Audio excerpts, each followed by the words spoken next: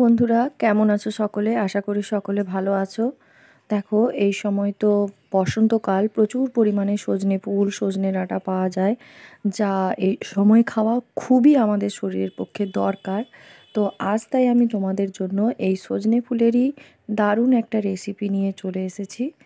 তো এই সজনে ফুলের রেসিপি করার জন্য সজনে ফুল তো অবশ্যই লাগছে।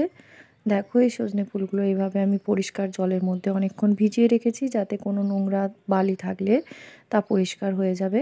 আর নিয়ে নিয়েছি আমি ছোট ছোট টুকরো টুকরো করে কাটা আলু। তো প্রথমে কড়াইতে আমি সর্ষের তেল দিয়ে দেবো।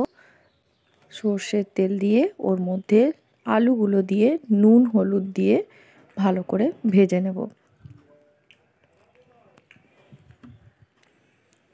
আলুগুলো ভাজা ভাজা হয়ে এলে সজনে ফুলগুলো ওর মধ্যে দিয়ে দেবো।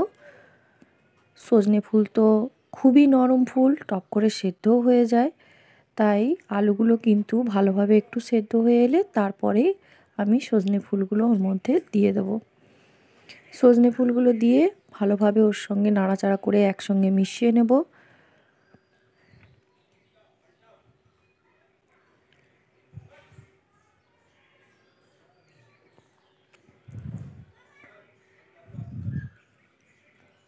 আর এই রেসিপিটা তৈরি করতে আমার লাগবে পোস্ত, তাই আমি শিলনোড়ায় পোস্ত আর একটা গোটা পেঁয়াজ বেটে নেব। দেখো, পোস্তটা আমার বাটা হয়ে গেছে। এবার আমি এই পোস্তটাকে তুলে নেব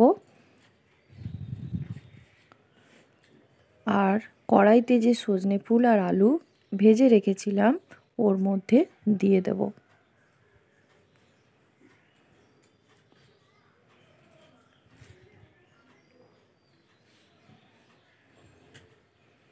পোস্ত দেওয়ার পর পরিমাণ মতো লঙ্কা দেব, বেশি ঝাল দেব না, অল্প করেই ঝালটা দেব, তবে কিন্তু খেতে ভালো লাগবে। অতিরিক্ত ঝাল হলে এই রেসিপিটা ভালো লাগবে না খেতে, তাই অল্প করেই ঝাল দেব। আর যতক্ষণ না পর্যন্ত এই জলটা শুকিয়ে যাচ্ছে ততক্ষণ পর্যন্ত কিন্তু আমি তরকারিটাকে নেড়ে নেড়ে জলটা শুকিয়ে নেব। দেখো, আলুগুলোও কিন্তু সেদ্ধ হয়ে গেছে। এবার শুধু অপেক্ষা জলটা শুকনো হওয়ার। এইভাবে নেড়ে নেড়ে আমি জলটা শুকিয়ে নিয়েছি। এটা কিন্তু একদম শুকনো শুকনো তরকারিটা হবে, আর প্রথম ভাতে এই শুকনো তরকারিটা মাখিয়ে খেতেই দারুণ লাগে।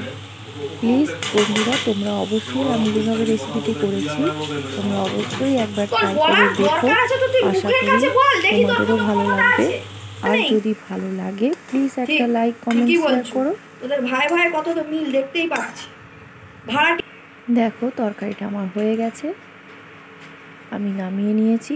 এবারে অপেক্ষা শুধু গরম গরম ধোঁয়া ওঠা ভাতের সঙ্গে গরম গরম এই সজনে ফুলের আলু পোস্ত। একদম জমে যাবে। তাহলে কেমন লাগলো রেসিপিটা অবশ্যই আমাকে কমেন্ট করে জানিও।